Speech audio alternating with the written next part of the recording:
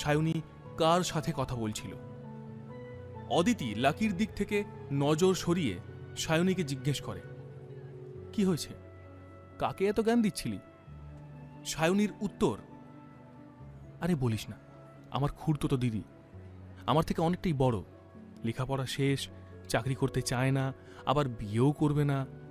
এখন আমার কাকা ওকে বলছে হয় চাকরি কর না হলে বিয়ে কর। রোজ এই এক কথা শুনতে শুনতে দিদি বিরক্ত হয়ে যাচ্ছে। কিন্তু বিরক্ত হলে তো চলবে না, এর তো একটা উপায় নিজেকেই বের করতে হবে। অদিতির উত্তর, হ্যাঁ, তাতে আবার এত চিন্তার কি আছে? তোর খুড়তুতো দিদি খুব সুন্দরী ও বুদ্ধিমতী, ওর যা ইচ্ছা সেটাই করুক, তুই বা ওর বাবা মা ঠিক করে দেওয়ার কি? সায়নী বলল, আরে আমার তাতে কোনো সমস্যা নেই, ওর যা ইচ্ছা করুক, কিন্তু কিছু মানুষ আছে না বিয়ের জন্য খুব চাপ দেয়, আমার সেইটাই পোষায় না। অদিতির যেন এইসব কথা শোনায় ততটা মন ছিল না।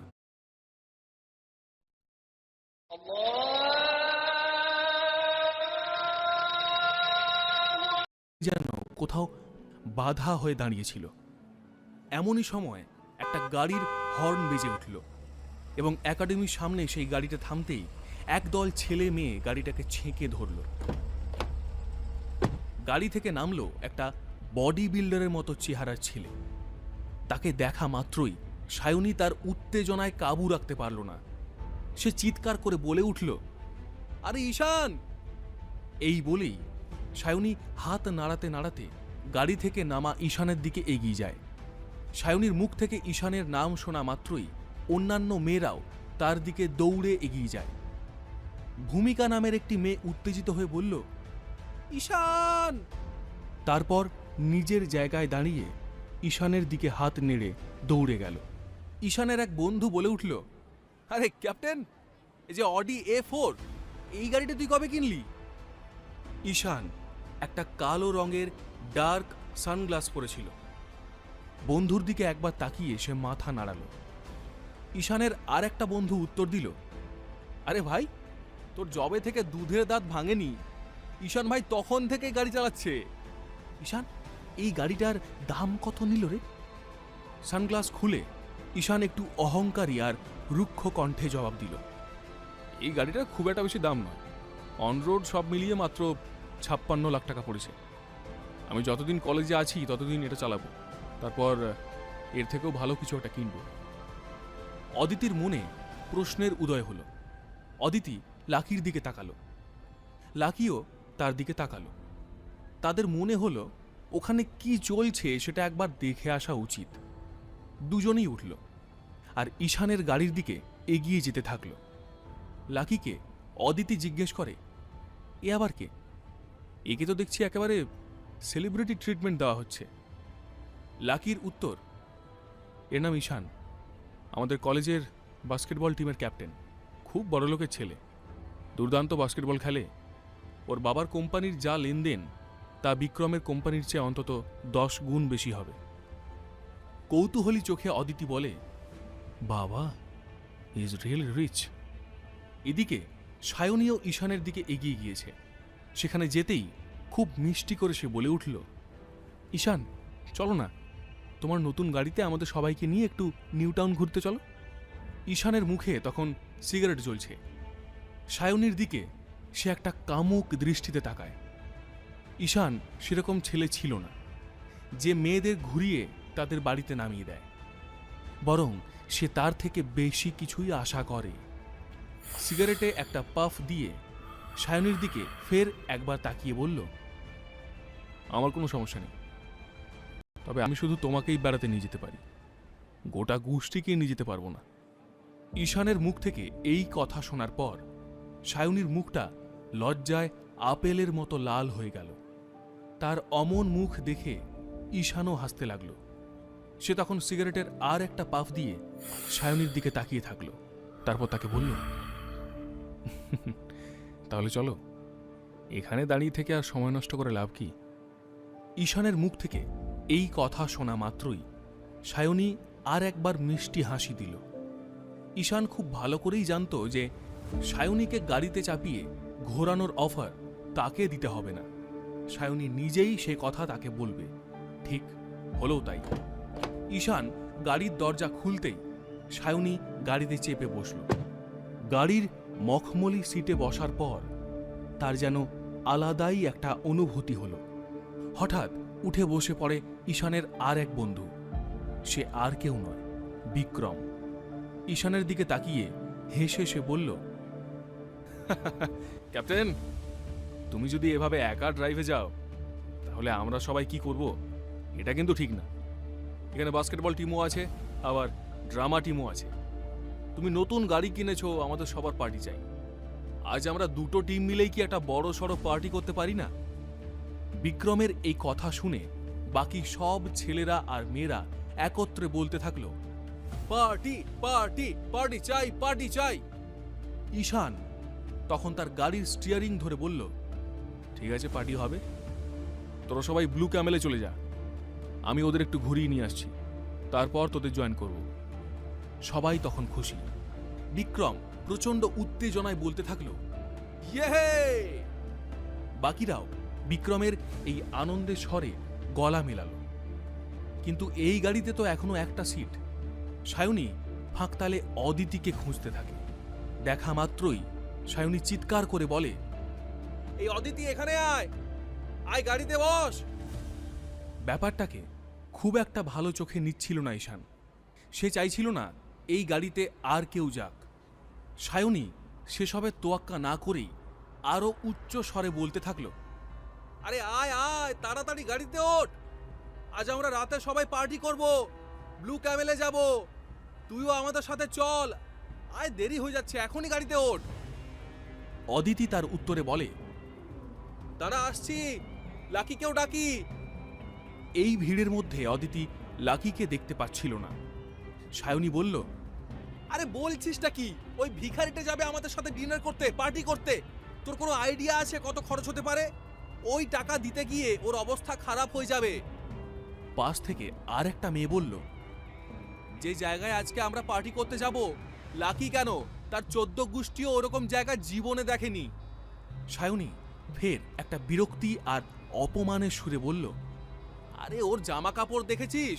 ছাপোসা ভিখারি একটা, ছেঁড়া প্যান্ট, জামার কোনো ছিঁড়ি নেই। তুই তাড়াতাড়ি আয়। লাকির লেগ পুলিং করা সুযোগ কেউ ছাড়তো না। সিনিয়র থেকে জুনিয়র সবাই লাকির পিছনে লাগতো। কি তার দোষ? তার দোষ দামি জামা কাপড় না পরা, রংবাজি না করতে পারা এবং বড়লোকি চাল দেখিয়ে না চলতে পারা। কিন্তু অদিতি সেই চোখে লাকিকে দেখে না, আর তাই তার লাকির জন্য খারাপ লাগে। অনেক দোটানা থাকা সত্ত্বেও অদিতি গিয়ে ঈশানের গাড়িতে বসে পড়ল আর তাকিয়ে থাকলো লাকির দিকে। অদিতি লাকির দিকে তাকিয়ে আছে দেখে রেগে গেল সায়নী। সে তড়িঘড়ি গাড়ির কাচ নামিয়ে বলল, এই যে লাকি, শোনো, আমাদের ব্যাগগুলো যত্ন করে রেখে দিও। যদি কিছু পড়ে যায়, কোনো জিনিস যদি এদিক সেদিক হয়, তাহলে তোমাকে মজা আমি দেখাবো। এই বলে গাড়ির কাঁচটা তুলে দিল। কিন্তু অদিতির চোখ আটকে থাকলো পিছনে লাকির দিকেই। লাকিও গাড়িটার দিকে কিছুক্ষণ তাকিয়ে থাকলো। তারপর পকেটে হাত দিয়ে সে নন্দনের দিকে এগিয়ে গেল। আর সেখানে প্রবেশ করা মাত্রই লাকির ফোন বেজে ওঠে। ফোনের ওপারে ছিলেন কাশীনাথ অধিকারী। লাকি, বাবা আমাকে এখনই গৌতম খাঁ ফোন করেছিলেন। তিনি জানালেন ব্যাপারটা মিটে গেছে, চিন্তার কোনো কারণ নেই। লাকি উত্তর দিল, বাহ, গ্রেট, ঠিক আছে, থ্যাংক ইউ। এই বলেই ফোনটা রেখে দিল লাকি। লাকির পরিবারের কানেকশন ছিল বহুদূর। যতদিন তার দাদু বেঁচে ছিল সেই কানেকশনগুলো অ্যাক্টিভ ছিল। দাদু মারা যাওয়ার পর এই কাশীনাথ অধিকারী এই সব কিছুকে বাঁচিয়ে রেখেছেন লাকির জন্যে। আর গৌতম খাঁ তার দাদুর সময় থেকেই ম্যানেজার হিসেবে কাজ করছেন। লাকি মনে মনে ভাবতে লাগলো, এত তাড়াতাড়ি সব ঠিক হয়ে গেল, ভাবা যায়। এদিকে সন্ধে 6টার কিছু পরে লাকি জগিং করবে বলে মনস্থির করেছে। তখন অমিত ফোন করে তাকে। অমিতের গলা শুনেই মনে হলো সে খুব খুশি, রিল্যাক্সড মুডে রয়েছে। অমিত বলল, ভাই তুই কোথায়? আমি যে কি খুশি তোকে কি বলবো। লাকি উত্তর দিল, আমি এখন মাঠে এসেছি, জগিং করছি। আর আমি এটাও জানি যে কোয়েলের ব্যাপারটা মিটে গিয়েছে। অমিত যেন একটা বড় সড় ধাক্কা খেল। হতবাক হয়ে সে লাকিকে জিজ্ঞেস করল, আরে ভাই, তুই কি করে জানলি? তুই তো ঠিকই জানিস দেখছি। 20 মিনিট আগে কোয়েলের বাবা ওকে ফোন করেছিলেন। তিনি বলেছেন চিন্তার কোনো কারণ নেই, পুরো ব্যাপারটা মিটমাট হয়ে গেছে। কিন্তু তুই কিভাবে জানলি বলতো? লাকি বলল, আরে ভাই, আমি তোর গলায় এত খুশির সুর শুনেই বুঝতে পারলাম। সিম্পল। তুই বল, ব্যাপারটা যদি না মিটতো তাহলে কি তুই আমাকে এত খুশি হয়ে ফোন করতিস? অমিত তার উত্তরে বলল, হ্যাঁ, সেটাও ঠিক। যাই হোক, তুই তাড়াতাড়ি হস্টেলে চলে আয়, আমরা বেরোবো। কোয়েল আজকে ওর তরফ থেকে একটা ট্রিট দেবে বলেছে। তাড়াতাড়ি আয়, আমরা সবাই রেডি। লাকি বলল, না রে, আমি যাব না, তোরা সবাই মিলে যা, মজা করে আয়। সে চাইছিল না যে কোয়েল আবার তাকে দেখে মেজাজ খারাপ করে বসে থাকুক। নাছোড়বান্দা অমিত লাকিকে জোর করতে থাকলো আর বলল, চল না ভাই, এরকম করিস না প্লিজ, চল ভাই। তুই যদি না যাস তাহলে আমি, অরিত্র আর প্রীতম কোনো দিন তোর সাথে কথা বলবো না, আর তুই রুমেও আসতে পারবি না। লাকির উত্তর না শুনেই তার মুখের ওপর ফোনটা কেটে দিল অমিত। এদিকে লাকিও কনফিউজড, কি করবে সে বুঝতে পারছিল না। এমন সময় লাকির ফোনে একটা মেসেজ আসে। মেসেজটা পাঠিয়েছে অমিতই। সেখানে লেখা ছিল, কোনো অজুহাত শুনবো না ভাই, আজকে তোকে আসতেই হবে, আর না এলে তার পরিণাম খুব খারাপ হবে। অমিতের এই মেসেজ দেখে লাকি আরও দোটানায় পড়ে গেল। মাঠে দাঁড়িয়ে লাকি মনে মনে বলে উঠল, কি আর আছে, আমি তো সবসময়ই অপমান সহ্য করছি, বন্ধুদের জন্য না হয় আজ আরেকটু সহ্য করব।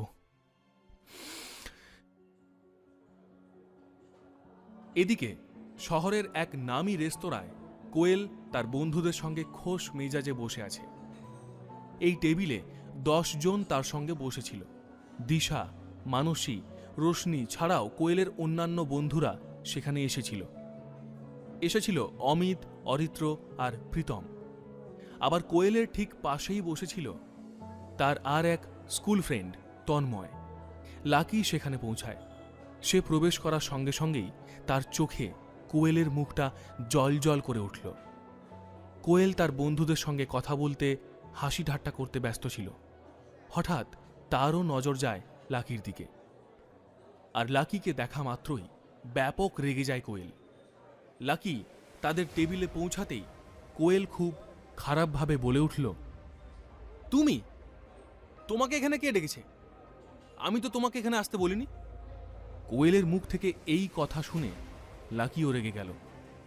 কোয়েলের এই ব্যবহারে সবাই তার দিকে তাকিয়ে থাকলো, এমনকি রোশনিও। লাকির বন্ধুরাও একটু বিরক্তির ভাব প্রকাশ করল কোয়েলের এই ব্যবহারে। কোয়েলের চোখে নিজের প্রতি এত ঘৃণা দেখে লাকি এবার ক্ষোভে ফেটে পড়ল। কি করবে এবার লাকি? সে কি এখান থেকে চলে যাবে, নাকি রাগের মাথায় বলে বসবে যে তার কারণেই আজকে কোয়েল মুক্তি পেয়েছে? এর পরের গল্প জানতে হলে শুনতে থাকুন পকেট এফএম।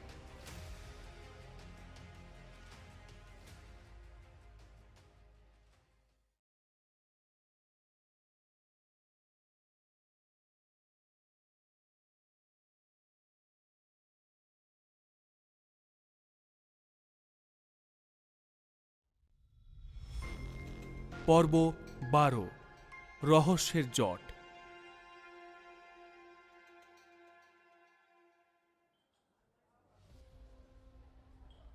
কোয়েলের কথা শুনে লাকির মন যেন আরও খারাপ হয়ে গেল।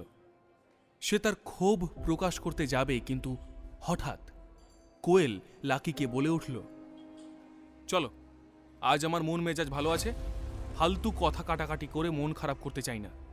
তুমি যখন এসেই গেছো তাহলে প্লিজ বসো। লাকিকে এক প্রকার তুচ্ছ তাচ্ছিল্য করার ভঙ্গিমায় তার দিকে না তাকিয়েই বলল কোয়েল। এই বলেই কোয়েল আবার তার বন্ধুদের সঙ্গে খোশ মেজাজে আড্ডা, হাসি ঠাট্টা করতে শুরু করে দিল। লাকি সেখানেই দাঁড়িয়ে কোয়েলের দিকে তাকিয়ে রইল। কোয়েলের মুখ থেকে এতটা অপমানজনক কথা শুনে ধীরে ধীরে আরও মন ভেঙে গেল তার। ঠিক সেই সময়ই অমিত লাকির কানের কাছে এসে ফিসফিস করে বলল, ভাই চল, ও যখন বলে দিয়েছে একবার, আর কিছু চিন্তা নেই আমাদের, তোর আর খারাপ লাগবে না, তুই আমার পাশে বস, আয়। কিরে, এখানে আয়। এই বলে লাকি বসতেই তার কাঁধে হাত রাখল অমিত। লাকি বসার সাথে সাথেই কোয়েলও আবার একবার তার দিকে তাকালো, খুবই অপমানজনক একটা চাহনি দিল। কিন্তু এবার লাকি আর কোয়েলের দিকে ফিরেও তাকালো না। এই সময় কোয়েলের এক বন্ধু তাকে বলল, কোয়েল, এই ছেলেটা আবার কে রে? তুই একে কেন ট্রিট দিচ্ছিস? কি ভূমিকা আছে ওর? লাকির দিকে চোখ রেখেই কোয়েলকে এই প্রশ্ন করে তার বন্ধু।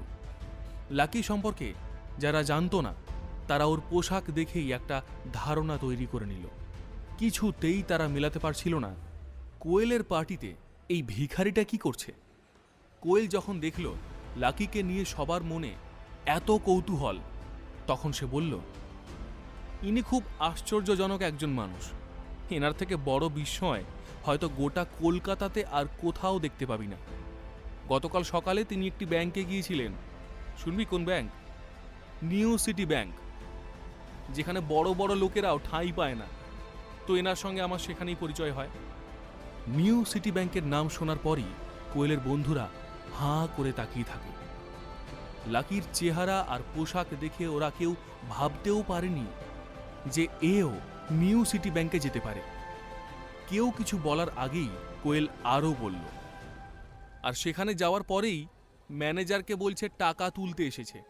ম্যানেজার বিচারা যথারীতি ওর কাছে কার্ড দেখতে চাইছে।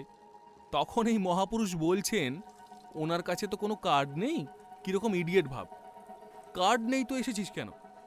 কোয়েলের কথা বলা শেষ হতে না হতেই তার বন্ধুদের কয়েকজন হা হা করে হাসতে শুরু করে। ওদিকে স্টার্টার হাজির হলো। ওয়েটার তখন এসে মেন কোর্সের অর্ডার নিয়ে গেল। লাকি তখন অরিত্র আর প্রীতমের সঙ্গে কথা বলছিল। কোয়েল আর তার বন্ধুদের দিকে ভুলেও তাকাচ্ছিল না। কোয়েল তখন একটা চিকেন পকোড়া তুলে নিয়ে জোরে বলল, আর তারপর কি হলো জানিস? লায়ন্স গ্রুপের সিইও সোহন রায়চৌধুরী, মোহিত রায়চৌধুরীর বাবা, সোজা আমাদের অফিসে এসে বাবার সামনে হাত জোড় করে ক্ষমা চেয়ে গেল। একেই বলে টিট ফর ট্যাট। গল্পটা শুনে একটু খটকা লাগলো কোয়েলের এক বন্ধুর। সে তখন বলল, বলিস কি, তোর বাবার কাছে ক্ষমা চেয়ে গেল সোহন রায়চৌধুরী? যদি কিছু মনে না করিস, একটা কথা বলবো কোয়েল। আমার মনে হয় না তোর পরিবারের পক্ষে এত সহজে এরকম একটা সমস্যার সমাধান করা সম্ভব হয়েছে। নিশ্চয়ই কারো হস্তক্ষেপে বরফ গলেছে ভাই। লায়ন্স গ্রুপ শুধু কলকাতার না, দেশের সেরা 10-এর মধ্যে একটা কোম্পানি। কোয়েলের আর এক বন্ধু একমত হয়ে বলল, আমারও তাই মনে হয় জানিস। সোহন রায়চৌধুরী যে কেমন তা আইডিয়া করতে পারবি না। উনি চাইলে তোদের কোম্পানিকে 1 সেকেন্ডে ভ্যানিশ করে দিতে পারত। তাই সরি কোয়েল, তোর এই গল্পটা আমি হজম করতে পারলাম না। আরেকজন পাশ থেকে বলল, এতে নিশ্চয়ই অন্য কারো হাত থাকবে। তোর হয়তো জানা নেই, তোর বাবা হয়তো ব্যাপারটা তোকে জানাননি। নিজের বন্ধুদের মুখ থেকেই এই কথা শুনে কোয়েল খুব বিরক্ত হল, বেজায় চটেও গেল। সে ভাবতে থাকলো, তার এই আনন্দটাকে কেউ ভালো চোখে দেখছে না। তখন খুবই উত্তেজিত হয়ে সে বলল, তোদের কি মনে হয় আমার বাবা ছোটখাটো মানুষ? আমার বাবার ক্ষমতার কথা জানা নেই তোদের? সোহন রায়চৌধুরীর মতো 10টা লোক বাবার বুট পালিশ করার জন্য আমাদের অফিসের সামনে লাইন দিয়ে থাকে। বাবা চাইলে মোহিত ও তার বাবাকে আমাদের অফিসের কেরানির চাকরিতে বসিয়ে দেবে। তোদের কোনো ধারণাই নেই। তাও যদি তোদের বিশ্বাস না হয়, তাহলে বাবাকে এখনই ফোন করছি, নিজেরাই একবার শুনে নে। কোয়েল তখন তার বাবাকে ফোন করে। ফোনের লাউড স্পিকারটাও অন করে দেয়। 4 বার ফোনটা রিং হওয়ার পর কোয়েলের বাবা ফোনটা তুললেন। তিনি ফোন ধরতেই কোয়েল প্রশ্ন করল, আচ্ছা বাবা, বলো তো, তুমি কি আমাকে এই সমস্যা থেকে বের করার জন্য কোনো বাইরের কারো সাহায্য নিয়েছিলে? লাকি এই পরিস্থিতিটার মজা নিচ্ছিল। কোয়েলের এই জানার চেষ্টা বাবাকে শ্রেষ্ঠ প্রমাণ করার চেষ্টায় যেন তার মুখে হাসি ফুটছিল। এদিকে কোয়েলের বাবা আজও তাকে সকালে বলেছিল যে সোহন রায়চৌধুরী এতটাই বড় মাপের ব্যক্তি যে তিনি তার বিরুদ্ধে কিছুই করতে পারবেন না। কিন্তু বন্ধুদের সামনে কোয়েলের জন্য এটা ছিল প্রেস্টিজ ম্যাটার। ফোনের ওপার থেকে তার বাবা বলে ওঠেন, আরে কোয়েল মা, আমাকে কে সাহায্য করবে বল? আর সাহায্যই যদি পেতাম তাহলে তোকে মোহিতের সঙ্গে রাত কাটাতে কেন বলতাম? কোন বাবা তার মেয়েকে এই কথা বলতে চায়? হ্যাঁ, আমি স্বীকার করছি যে এই কথাগুলো রাগের বশে বলে ফেলেছি, কিন্তু বিশ্বাস কর মা, এছাড়া আমার আর কোনো উপায় ছিল না। তার বাবা মন খুলেই সবকিছু বলে দিলেন। তার যে জানা ছিল না ফোনটা লাউড স্পিকারে আছে আর মেয়ের বন্ধুরাও এই কথাগুলো শুনছে। বাবার কথা শুনে কোয়েলের মুখ লজ্জায় লাল হয়ে গেল। এদিকে লাকিও চোখ নামিয়ে নিল। লাকি ভাবছিল, এ আবার কেমন বাবা? তিনি যখন জানেন যে মেয়ের বন্ধুরা এই কথোপকথন শুনছে, তাহলে মোহিতের সঙ্গে রাত কাটানোর কথাটা বলতে পারলেন কি করে? লাকি এটাও খুব ভালো করে খেয়াল করল যে কোয়েলের মুখ থেকে যেন মুহূর্তে সেই আনন্দ উধাও হয়ে গেল। তখন কোয়েলও নিজের জায়গা ছেড়ে এক কোণে গিয়ে লাউড স্পিকার বন্ধ করে নর্মাল টোনে বাবাকে বলল, বাবা, তুমি সত্যি করে বলো, কারো সাহায্য নাওনি? সেই একই কথা কোয়েল ফের তার বাবাকে জিজ্ঞেস করল, কারণ তার বাবা যা বলছে বিশ্বাস হচ্ছিল না কোয়েলের। তার বাবা আবারও বললেন, কোয়েল, কতবার আর এক কথা বলবো? সত্যিই আমি যদি কারো সাহায্য নিতে পারতাম তাহলে তোকে মোহিতের সঙ্গে রাত কাটাতে বলতাম। বাবার সেই একই কথা যেন কোয়েলের কাছে আরো অসহ্য হয়ে উঠল। সে একবার ওপরের দিকে তাকিয়ে দীর্ঘশ্বাস নিল আর বলল, হায় ভগবান। আরো রাগ দেখিয়ে কোয়েল বলল, বাবা প্লিজ এবার এই এক কথাটা বলা বন্ধ করো। এতক্ষণ ফোনটা লাউড স্পিকারে ছিল আর আমার বন্ধুরা এই কথাগুলো শুনছিল। আবার যখন এক কোণে চলে এলাম তখনও তুমি সেই একই কথাই বলে চলেছ। বাবা, কেন আমার সম্মান নিয়ে এইভাবে ছেলে খেলা করছো? আমার সব বন্ধুরা শুনেছে, কিভাবে এবার আমি মুখ দেখাবো বলো তো? কোয়েলের বাবা অবাক হয়ে বললেন, সে কি, তোর সঙ্গে তোর বন্ধুরা ছিল? আমি তো জানতাম না মা, আমাকে ক্ষমা করে দিস। তুই তো আমাকে বলিসনি যে লাউড স্পিকার অন আছে। কোয়েলের মনে হলো বাবাকে আগেই বলা উচিত ছিল যে তার বন্ধুরাও তাদের কথোপকথন শুনছে। কোয়েল এটাও ভাবছিল যে নিশ্চয়ই তার বাবা কারো সাথে কথা বলেই ঝামেলাটা মিটিয়েছে। তখন তার বাবাই তাকে আবার ফোনে জিজ্ঞেস করলেন, আচ্ছা কোয়েল, তোর কোনো বন্ধু কি আমাদের এই ব্যাপারে সাহায্য করেছে? মানে এমন কি কোনো সম্ভাবনা আছে? কোয়েল একটু ভেবে বলল, আমার বন্ধু? আমার আবার কোন বন্ধু এত বড় সাহায্য করতে পারবে? এই বলে সে যেন আরো কিছু ভাবতে লাগলো। তারপর সে তার বাকি বন্ধুদের দিকে তাকালো, যারা টেবিলে বসে তার জন্য অপেক্ষা করছে। হঠাৎ কোয়েল অনুভব করল তার বাবা ঠিকই বলেছেন, কারণ সে যে সাহায্যের জন্য তার স্কুল ফ্রেন্ড প্রশান্তকে ফোন করেছিল। কোয়েলের বাবা আরও বললেন, আমার মনে হয় তোর কোনো বন্ধুর কারণে আমাদের এত বড় সমস্যার সমাধান হয়েছে। তোর এই বন্ধুকে অবশ্যই ধন্যবাদ জানাবি আর বলবি আমি সারা জীবন তার কাছে কৃতজ্ঞ থাকব। তার যে কোনো সমস্যায় আমার যতটুকু সাধ্য তার মধ্যেই সাহায্য করার চেষ্টা করব। কোয়েল উত্তর দিল, হ্যাঁ বাবা, আমি বলে দেব, এখন রাখছি। কোয়েলের মনে হলো সত্যিই যদি প্রশান্ত তাকে সাহায্য করে থাকে, তার জন্য তার বাবা এত কথা বলছে কেন? নিজে যখন মেয়েকে বাঁচাতে পারছিল না, তখন তো একটা কথাও মুখ থেকে বেরোচ্ছিল না। এই ভাবতে ভাবতে প্রচণ্ড রেগে গিয়ে কোয়েল ফোনটা রাখতে যাবে, আর তখনই তার বাবা তাকে বলল, শোন মা, আর একটা কথা বলি। আমার মনে হয় তোর যে বন্ধু সাহায্য করেছে তার সঙ্গে সেন্ট্রালের এক মিনিস্টারের ভালো কানেকশন আছে। আমি জানি কোন মিনিস্টার, কিন্তু তার নামটা বলতে পারবো না, কারণ উনি ছাড়া এই সমস্যার সমাধান আর কেউ করতে পারে না। বাবার কথার আর কোনো উত্তর না দিয়ে তার মুখের উপরে ফোনটা কেটে দিল কোয়েল। কোয়েলের মনটাও বড় কিন্তু কিন্তু করছিল, আর সেই কিন্তু কিন্তু মন নিয়েই সে টেবিলের দিকে এগিয়ে যায়। সেই টেবিলেও এই একই বিষয় নিয়ে চর্চা চলছিল। সবাই জানতে মরিয়া হয়ে যায় যে সেই লোকটা আসলে কে, কে সাহায্য করলো কোয়েলকে। সব বন্ধুরা তাকিয়েছিল তার দিকে, আর কোয়েলের নজর ছিল তার বন্ধু দিশার দিকে, কারণ এই দিশাই কোয়েলের সব থেকে কাছের বন্ধু। কোয়েল তার দিকে তাকিয়ে বলল, দিশা, আমাকে কে এত বড় ঝামেলা থেকে বাঁচালো বলতো? তুই কি তাকে চিনিস? দিশা কোয়েলের মুখ থেকে এই প্রশ্ন শুনে অবাক হয়ে গেল। এদিকে লাকি কোয়েলের এই শিশু সুলভ প্রশ্ন শুনে মনে মনে হাসতে থাকে। এদিকে দিশার তো কোনো ধারণাই ছিল না যে কে কোয়েলকে সাহায্য করেছে। তার থেকেও সে বেশি অবাক হয়েছিল কোয়েলের মুখ থেকে এমন প্রশ্ন শুনে। দিশা উত্তর দিল, এমন কোনো বড় লোকের সঙ্গে আমার সম্পর্ক নেই রে কোয়েল, যে তোকে বাঁচিয়েছে। তুই কি আমার সঙ্গে ঠাট্টা করছিস?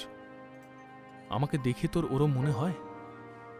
কোয়েল মুখটা নিচু করে বলল, আচ্ছা, তুই এরকম কাউকে চিনিস না? এবার দিশার কাছ থেকে সরে গিয়ে কোয়েলের দৃষ্টি যায় মানসীর দিকে। মানসীকেও সে এই একই প্রশ্ন করে বসে।